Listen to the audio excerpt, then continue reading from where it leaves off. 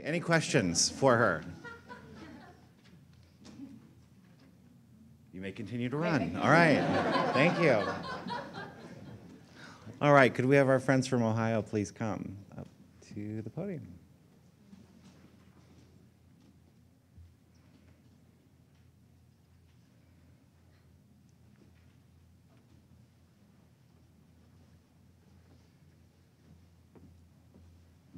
Hello, I'm Jenny Hildebrand. I'm the Conservation Coordinator for the Ohio Department of Rehabilitation and Corrections.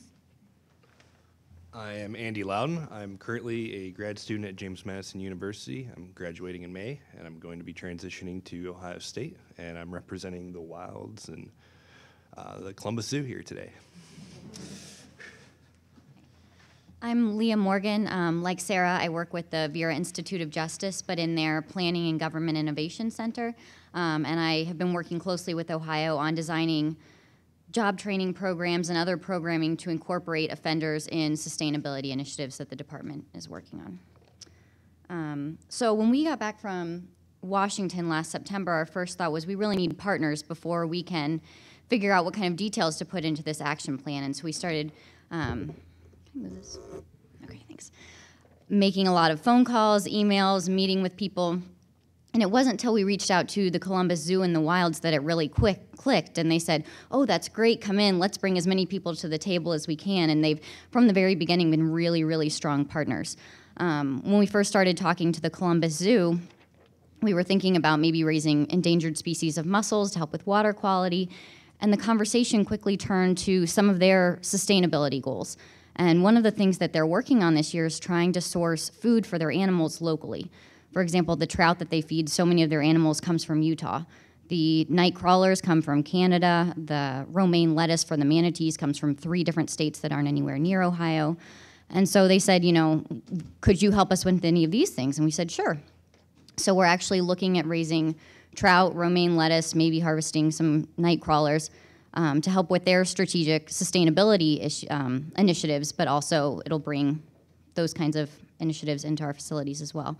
So we're starting with that with the zoo, and we actually have a strong relationship now with their animal nutritionist and working on, you know, what kind of foods we can provide for them. The second goal with the Wilds is connected with the zoo, and they're the largest conservation center for endangered species in North America. And one of the things we're going to be working with them on is restoring habitats for butterflies. And then our third project with the Wilds, I'm going to hand over to Andy. So the third project will be rearing hellbenders. Hellbenders are North America's largest salamanders. They grow up to 30 inches in length. They are totally aquatic and live under large rocks. Their populations have been in decline. There are many reasons for decline. Some are habitat destruction. Anglers persecute them. Some anglers believe that they're poisonous, so they kill them on spot. So what we have started to do in Ohio to combat this problem is a Head Start program where we're going out and collecting eggs from the wild and bringing them into zoos and then raising the hellbenders till they're 2 to 4 years of age. So Ohio's already has a successful program going. So now we're going to be able to incorporate it into the prisons as well. Another objective is also helping the habitat. As I mentioned, hellbenders need these large rocks. So something we're going to start doing is making these nest boxes, which we call hellbender huts, and placing them into the streams. And then also grad students and other people will be monitoring those nest boxes for eggs. So with those being our primary goals for our plan, some of the highlights in the action plan to pull this off is one is priority is funding. Within our department, we actually have a recycling fund. It started in 2009. So all the commodities that the institutions sell from recycling go into this pot of money. Every 6 months, the prisons get half of that back, and they can utilize it to enhance their sustainability initiatives. They can buy bicycles for the yard officers, chairs for their staff, whatever is needed. The other amount of money is considered a grant fund from our internal source, so they submit a request. So we've provided forklifts, training equipment, the Roots of Success operation within our department. And so one thing with the projects mentioned, the Butterfly and the Hellbenders, is we're looking at startup fee around a little bit over $5,000. So we can easily take that out. However, we're looking at expansion already, and so looking at grants and some other resources to go along with that. Other highlights in our plan, the network contributions, what we feel that we can offer this network is, one is the Roots of Success, the operation, how it operates within the Ohio system. We now have it in 12 of our prisons. Lee and I met with our maximum security prison where they're very interested in having it there. We trained recently our first 2 level 3 prisons in our state, so that's expanding well. Of course, our 3-year sustainability plan, utilities tracking. We exceeded our cost reduction that was projected, which was $2.5 million last year, and we achieved $4.3 million just in all the items that we're doing with utility reductions. We have a weatherization training plan for our offenders. We have an apprenticeship reclaimer with our recycling programs. We have our first pulper and dehydrating system in one of our prisons. We have 2 other prisons that do composting. We have 2 wildlife programs that have been going for probably 12 years within our state, and we are going to expand those to 2 other prisons, which is like happening right now. We have community gardens throughout the system, aquaponics, beekeeping, of course, our huge recycling centers.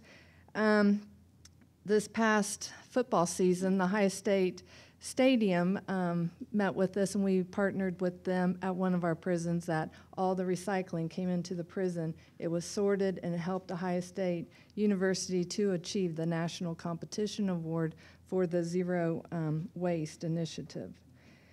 We also have a dog and cat program, and just different, of course, the horticulture programs are ongoing throughout our state. Our second goal for our action plan is the lecture series. One of our prisons for the Earth Day is lining up some lectures, and one thing at that prison is it has a video capability. So we are going to videotape these lecture series, and so that we can spread them, send out the DVDs to all the prisons, and then they can show in the housing units on the offender TVs. So I think that's going to really help us get it out quickly. We are going to have those individuals who we, provide the lectures come into some of the prisons, but that, we just want to reach out to a larger population.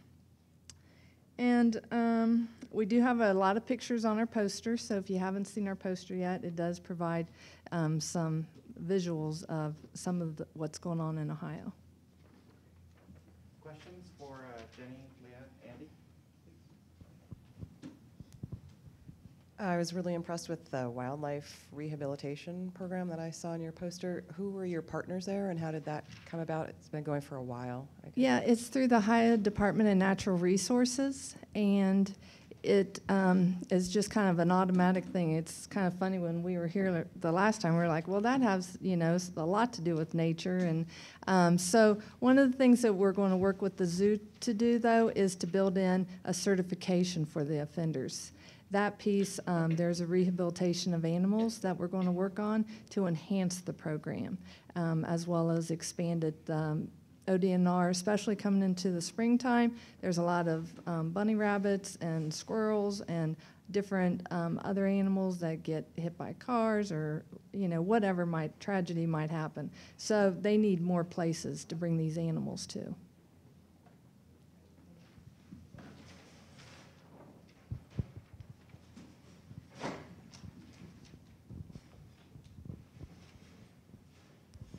Thank you. This is John from Multnomah County, Oregon. And maybe this is not a question just specifically for you guys, but for the whole group, is job training programs are obviously like a key part of extending the sustainability mission within our correctional institutions.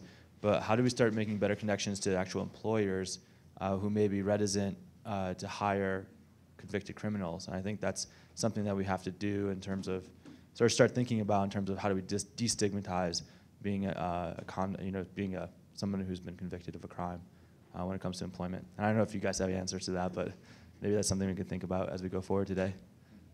At one of our facilities, they actually had a green fair and invited different individuals who work in the field in, but also with our job fairs, we're really stressing out with sending out vendors that invite these individuals to your job fairs so that they can see what's going on. Some of the partners that we're working with are interested in hiring our offenders.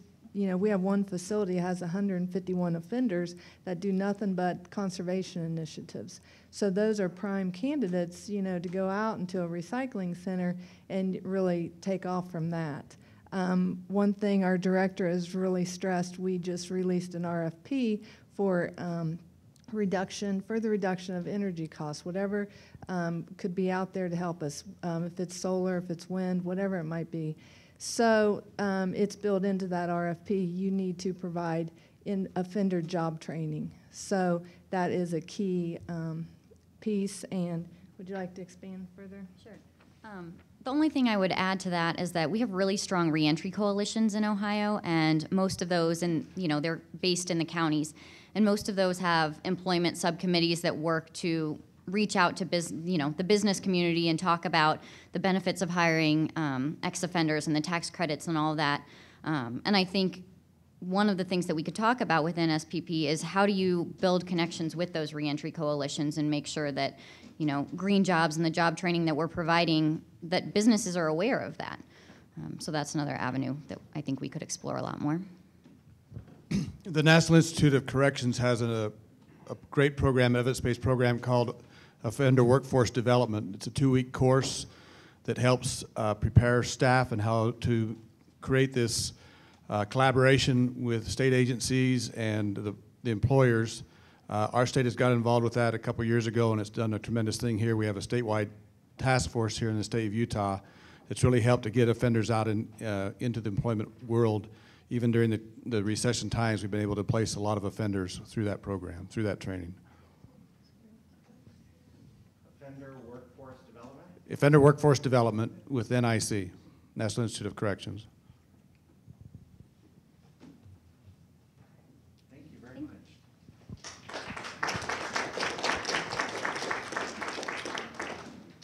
All right, if we could have Julie and Jocelyn from Washington. Okay.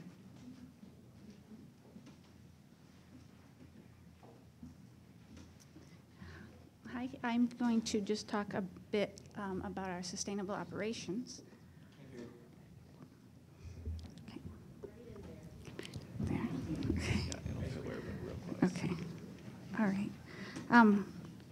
So since we met last in September, 2012 has been our best year for our conservation initiatives. The frogs, the prairie plants, and the butterflies have thrived very well. On the operations side of things, our resource consumption initiatives have continued to do very well. We're reducing our energy use, our waste to landfill, and water use. It's all going the direction we hope. So, on the energy side of things, the energy service contracts that we've been utilizing have continued to serve us well. In the last couple of years, we've received $2 million from utility initiatives to do these projects, and this year we'll receive another $1 million, specifically for a project we're doing on the east side of the state in one of our larger facilities. And of course, it reduces our monthly utility bills. Our waste management continues to look well. We're implementing 2 new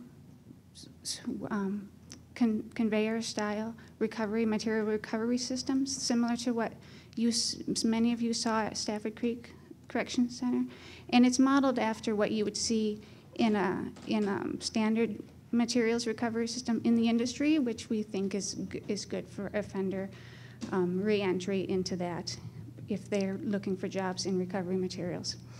And the system at Stafford Creek saved us $216,000 within the 2 years that, when we first started the program. So we think that this will pay back. The other two systems will pay back rather rapidly as well. Composting, we're adding 2 new in-vessel composting systems, one of which will also manage biosolids from a facility.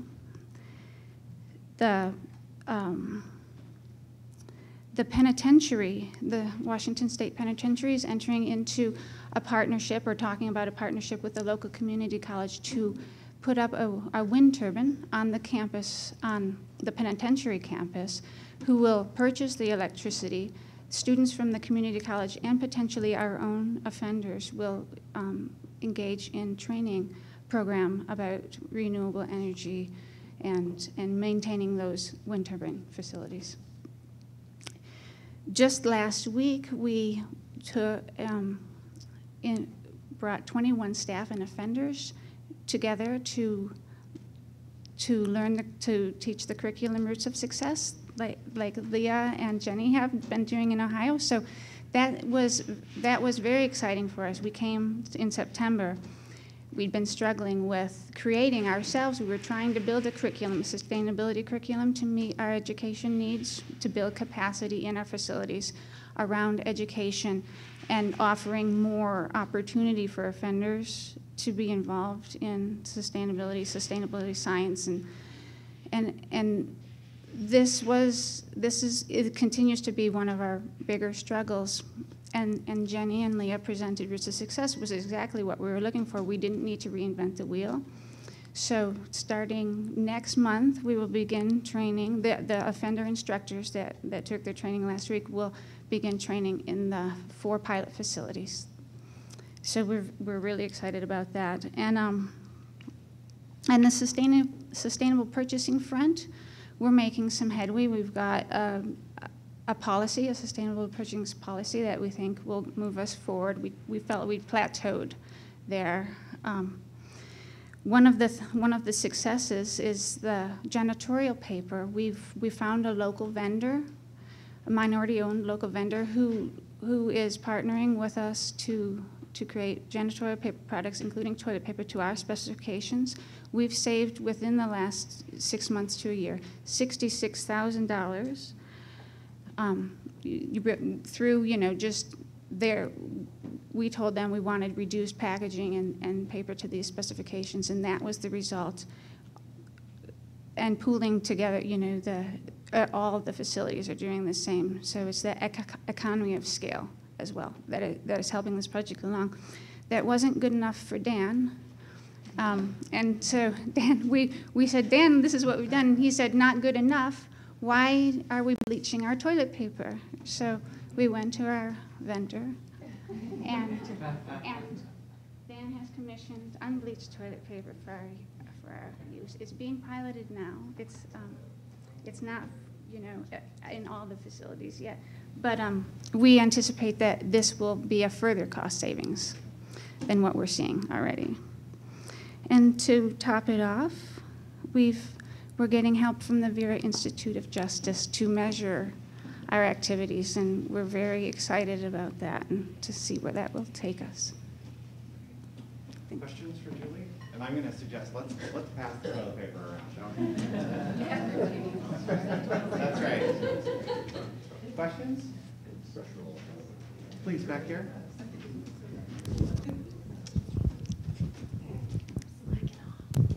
Thank you. It's John again from Multnomah County. With the training in terms of the Roots of Success, how do you guys get around having one inmate train another inmate and sort of the dynamics of power that can emerge between inmates? Is there any sort of stories around that? There are. Dr. Penderhughes came to train the offenders, and she talked a lot about that, and we role-played some of that and what it would look like. Leah and Jenny can probably speak to that more specifically because they've lived it. Their offenders are kind enough to they're going to talk to our offenders about that dynamic and how it's worked for them. So.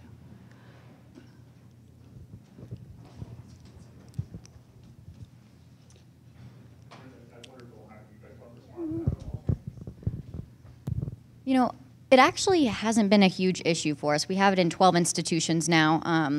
When we first started, I know there was one student who, you know, in the very beginning, we had some kind of racial issues between some of our students and some of our facilitators.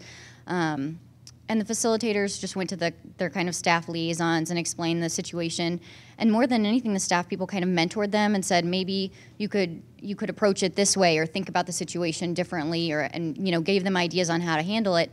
And it was a really good growing and learning experience for that facilitator, and ended up not being a problem afterwards. And then when there are problem students, the staff members are close enough and have enough communication with the staff, with the inmate facilitators. So if there's a kid who's sleeping in class or really disruptive, the inmate facilitators handle it as best they can, and if it doesn't get resolved, then they go to the staff person, and the staff person steps in. So they know their boundaries, and the program's been going so long now that it's just kind of an accepted part of the culture. Like, people know how to deal with it now, and it just hasn't been a big issue like you might think.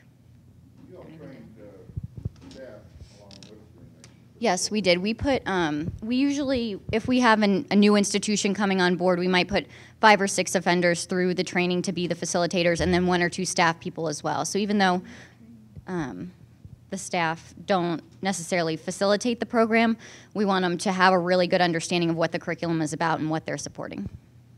They mostly come and observe like a day of the training. So they're not actually trained to be the instructor, but they come down for a day and they see the Roots of Success classroom. They go through all the paperwork, the tracking system. Now, at the level 3 prisons that we just moved it to, the staff, the wardens wanted the staff, 2 people trained from each one of those prisons. So they do have a more hands-on. But at the level 1s and 2 prisons that we trained, they did not get trained. However, we also have our school administrator or principal who, through the Ohio Central School System, did a training for horticulture and turf management teachers. So they can put this, plug it into their curriculum that they currently already have.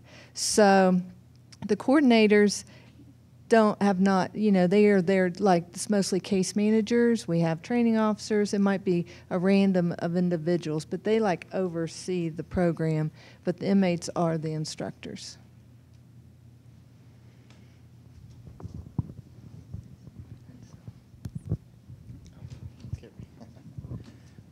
I know that you have educated the staff working on the projects, but what steps, or did you take any steps in informing or educating the other staff that work in the prisons so that they know what's going on? Regarding just any sustainability operations measure? Or? Yeah, in general, I know you have a whole lot. And yes. so, you know, a lot of times we tend to focus on the folks working specifically on the project, but then you have a whole group of people working in the system who have no idea what we're doing or understand it, and so they tend to negatively impact these type of programs. And so, and that's by saying, oh, well, this inmate shouldn't have that, or why are they going there, or, you know, they think they're better because they're doing this, and so forth. And so, did you take any steps to educate or inform the rest of the staff working in the system? Excellent question. We struggle with that all the time, and you can never say enough and explain enough, so it's an ongoing conversation all the time. We have sustainability committees in the facilities, so hopefully word of mouth spreads initiatives that we're bringing in that are ongoing. We celebrate our projects a lot and try to get awareness out that way. And we also have, because education, we've, especially around our sustainable operations, we think it is an essential component. The education piece has to be part of the sustainable operation, otherwise it's just work. And that, I mean, so much of what we do, the intent behind it gives it the meaning. So if we're asking an offender or someone to supervise an offender scraping food waste off a tray, it can be very demeaning without that component of education and how it fits into the larger picture and what they're doing. So we try to explain and educate when we go in to set up the program. We talk to the group, the correctional officers and the offenders as well. And then one of our best practices that we'd like to share around, and we need to do more of it around our own facilities, is to create, I mean, this is very passive, easy stuff to do, but to create signage around this is a food waste composting program. These are big signs that are put up in places, strategic places around where things are happening, and it shows an awful picture of food waste being separated. And then the process that it goes through and what happens to it. So we have this signage around, and so everyone in the facility gets to pass by it or stand in front of it if they're in the line, you know, and so they get to see that. And we have a number, like we have one about recycling and where it goes, and that's a graph of our recycling waste and how it's decreased since we've begun the material sorting process or material sorting line that is one of our practices that we'd like to replicate across the state. And that's a downstream sorting line, but we also like to implement upstream sorting as well so that we get the whole picture and provide there's other opportunities or other ways to go about depending on the resources you have. So and this is one about horticulture, and I can leave these at the back so you can grab them. But that's some of the things we do to share. Okay, one more question. Why am I always the last question? I think it was in September, I heard something about growing and milling your own grain and making baked goods from in-state grain. Could you say a little more about that if it's still going? It is still going. That Correctional Industries bakes lots of all of our baked goods, not just for our facilities, but for other entities, Wheels on Meals, hotels. They sell to a number of enterprises, but they've joined a co-op, a local organization that purchases grains from the area, small to mid-sized family farms. It's called Shepherd Grains. And say it again. Shepherd's Grains, and it is an organic co-op. So they buy. For you to sell to them, you have to, of course, meet their criteria. And the milling? The milling is done there at the Shepherd's Grain Mill. Thanks.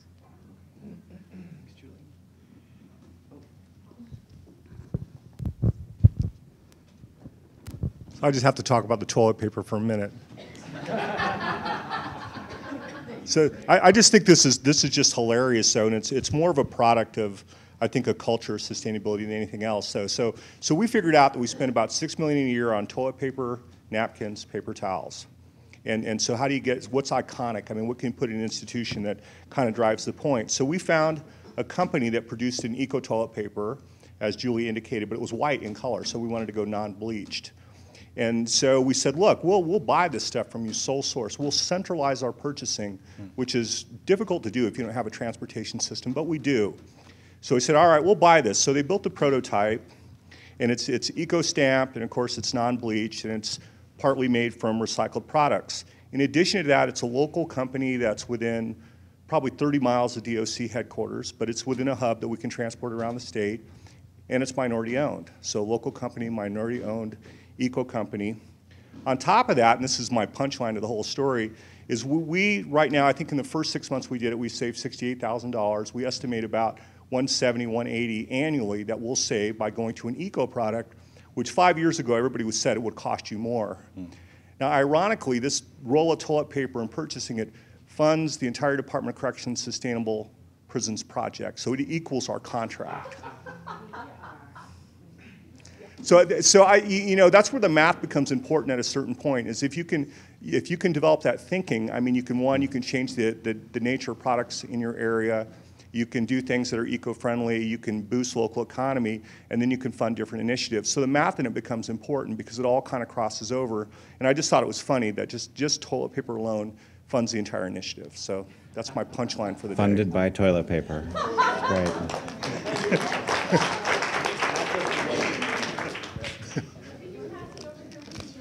Yeah.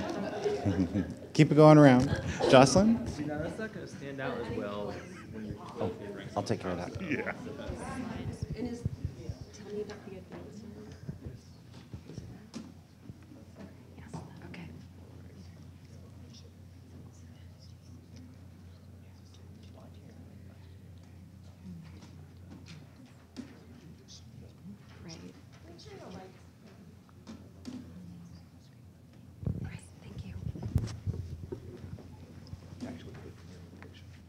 Hi, everyone. I'm Jocelyn Rose Trivet. I'm interim program manager at SPP Washington. And so I want to talk about the other area of work that we've been doing for the last 6 months, drafting resources and guidelines for the network.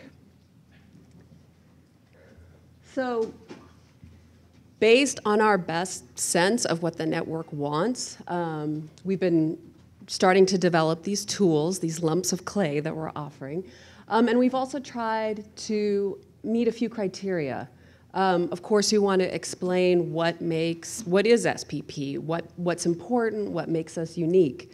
We're also looking to create tools that encourage partnership and collaborations, not only within each team, but also across the whole network. We want to create the means so that all of you can help shape what the network becomes. We're also looking to meet a high level of interest and demand. We receive a lot of requests for information about SPP. It's a part of our daily work, and we love doing it. And we also notice that if the demand gets much bigger, we're not going to be able to keep up with it all. So we're looking for ways to grow our capacity to orient new participants, and also to empower all participants to find the expertise and the information that they need, even if we're not there at that moment to fill in. So this work has led to development of 3 tools, and they are the essential components, the SPP handbook, which you all received this morning, and then the online SPP networking site. So essential components, you've heard about those back in September and some today. I have them posted on the wall of my office, and I am always referring to them as I'm writing and talking about SPP. For me, they are truly defining. And it's been important to us. We've noticed that other, incoming teams, it doesn't always make sense to them right away. I think this room gets it really well, which is incredibly gratifying. And we have been working, but at the same time, not knowing how well you had it, we've been working on developing dozens and dozens of examples. We want to show what implementing the essential components can look like. So examples, like in the upper left, we have a botanist sharing her handouts at an in-prison lecture, and so that's partnering with a local scientist, it's bringing nature inside, and it's education. That's 3 components in one activity. In the upper right, we have sustainable operations being tracked and evaluated. That's the other 2 essential components, and so that's all 5 with 2 examples. Bottom left, we have those interpretive signs that Julie was just showing. Those are a wonderful way to add an educational component to a sustainable operations program. And then in the bottom right, I just love it. This is one of the new Roots for Success classrooms in Washington, and that's an educational program, of course, but there's also houseplants in the classroom, so that's tangibly bringing nature inside. We've been working on generating dozens of examples like Carrie was referring to this morning, and they're in the preface of the new handbook. The handbook is the second tool. The bulk of the handbook is protocols. And at SPP Washington, we depend on protocols for our success. And so we want to offer those to you, thinking that they will give you a significant advantage moving forward. We generated a list of all of the protocols that we thought others would find most useful, and then we attempted to generalize them beyond Washington particulars so they would speak to a wider audience. And we ended up with 40 protocols, and we have collaboration, communication, administration, evaluation, and then all 4 areas of programming. There they are. Sorry. And we're really pleased with the results of this handbook. And also, like Carrie was saying, we see this as a first step. We want the next edition and the editions to follow to represent wider and wider pools of expertise. And this could be something to hand to the new teams that we haven't even met yet to orient them. So the third tool in our suite of 3 is the SPP Network website. This is a social networking site, invitation only, so it's only people in this room really so far who can see it, and California. And we're thinking that this is going to be a really effective way for us to communicate, to find each other, to link up with the expertise or the regions that we're looking for, and to share results and create things together. We're thinking it could make things much more efficient and effective and increase our capacity. It's a place to work together on grant applications or planning a presentation together, to schedule events, to post resources. I don't know if we can link it to massive databases, but I think there might be that capability. So we'll have a few opportunities during this workshop to explore the website. If you want to come and do that with me, I would be very pleased. The posters and the handouts from last night are all up there already, so you could go there if you want to find those documents and download them. And I also want you to know that what's there so far is pretty bare bones. We didn't want to go too far down the road of developing the site. So there's a feedback form in your packet for the website, and we would love to hear from you. What do you want to have there? What would make it useful for you? And what would make it easy to use, too? We recognize that this is a more demanding tool than the handbook, a social network. You have to participate in it for it to be relevant. So at this point, this is an experiment, and it will be as useful as what we all bring to it. So next steps from here, we'd be very gratified if you would try out these tools and let us know how they are and work with us to improve them. And then as we move forward, if it becomes clear that there's a different kind of resource or tool that would be really useful, work with us to figure out who would be the best partners to develop those resources and support that work.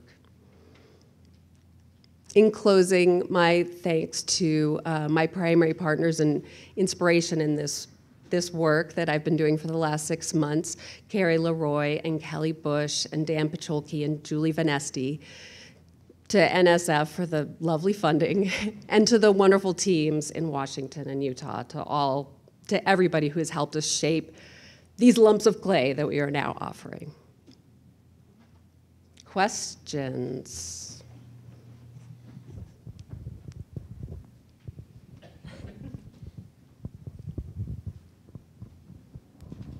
On the social network, what's sort of your vision there? Sort of as how do we use that tool in the long term? I mean, it's a sort of good place to put documents right now and for the conference. But what's the sort of longer term vision for it? Our Facebook. Yeah, our Facebook, right. Well, I think it could be particularly useful for teams who are working across the state from each other, and maybe that's not as, if everybody's in the same office already, maybe it wouldn't be as critical. But if you want to talk to an expert who has the same suite of expertise as you do, but across the country, it could be a way to find that person, or eventually across the world. and find that expert and say, how has this been working for you? What ideas do you have for this? Definitely for scheduling events. It's been wonderful to see Antonia posting all of the supporting documents for this workshop on the site. You can co-author documents on the site, so rather than using track changes and emailing documents back and forth, you can do it in real time and actually be working on the document at the same time, and it'll tell you who did what when and what it looked like before and what it looks like now. At least that's what I've been told. I haven't put it into practice yet. And then there's all kinds of other things it could do. There are these things called plugins that you buy, and then once you buy them, you have them. And we'd love to know what plugins we want. Do we want like a big fancy calendar that does all these bells and whistles? Do we want to find out if it can hold databases of information that we could all access? That kind of thing. And we want to know from all of you, what do you want there?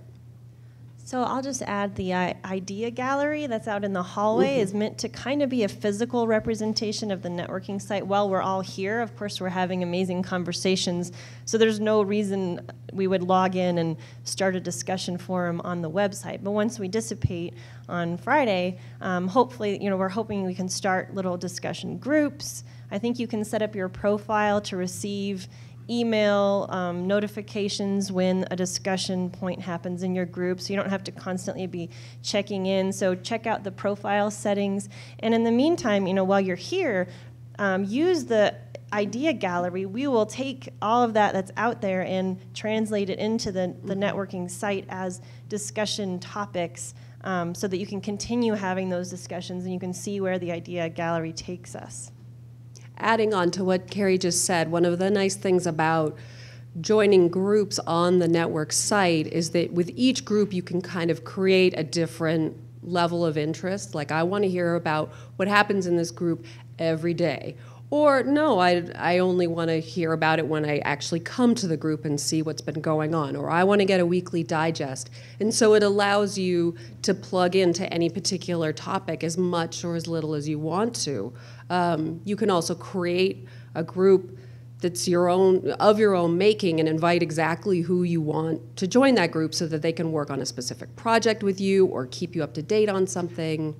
So we're hoping that in some ways that if we invest in the website, that it could reduce the workload by not involving you in every aspect all of the time, but letting you sort of target the parts that you want to advance on. Anything else? Tommy Norris, just as a point of clarification for me, since, and I'm a reluctant Facebook user, so keep that in mind when you hear this question. Yeah. But since this network is a invitation only kind of thing, yet I'm hearing and learning about projects here that hadn't heard about in other venues, and my experience is that gets replicated throughout the corrections community, certainly. Mm-hmm. So if not this vehicle to share with the larger corrections community what the project's doing, what's the vehicle for doing that going to be? Yeah, and one imagined outcome after this meeting that I've had in mind is that so we've got, of course, a spreadsheet with everybody we've heard from ever, more or less, who has interest in SPP. And I could go back to the office and we could just enter every single email address we've got and say, come on in.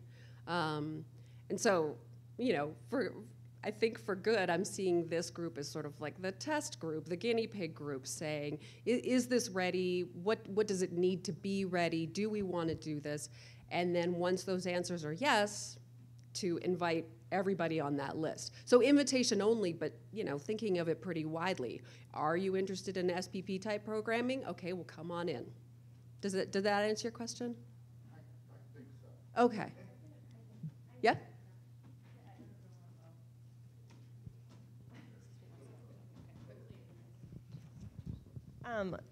along with the networking site is one thing, and we see our website as something that we would be willing to basically say, this is now SPP Washington, and we'd be willing to add all of you as subsidiary sites to that website if that were something that you all wanted. For the public face. For the public Yes. face, exactly, as a way of getting out information to the broader public. We also would encourage you to send us, photographs and short stories that we can post on the blog if you want to reach the audience that, we currently reach. But I think we're also completely open to ideas that you might have for how we can reach further. Dan really wants us to pop somewhere on Facebook or social media somehow, and we just don't have the expertise to figure that out. But I think someone in this room does, or someone in our broader network does, and so really this is a conversation for all of us. So thank you for bringing that point up. Roger?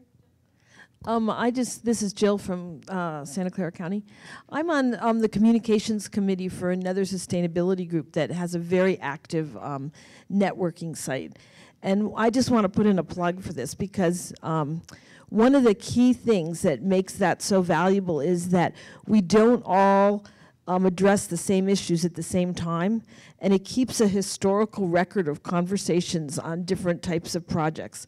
So you may not be interested in, for instance, a food vessel composting right now, but if there's a discussion on that website among people that are, then down the line when suddenly you go, oh my gosh, I want to do this, it saves so much time because there's a historical record, there's the conversations have already occurred, the people that have put in the initial food vessel composting don't have to answer the same questions over and over again because you can go back and you can look and say, oh, that question was asked, this answer. And I mean, it's really a tremendous and valuable tool. So I encourage everybody to log on and, and really participate in it because the participation is what makes it really valuable.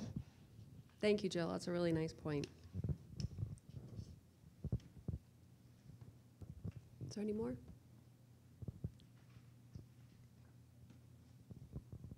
Thanks. Thank you, Jocelyn. Yeah. I guess I shouldn't take that. I like it. So we're going to go ahead and break for lunch. And you will find lunch just on the other side of the Idea Gallery here. And we're going to take a full 30-minute break for lunch. And then we'll get started again, okay? So thank you.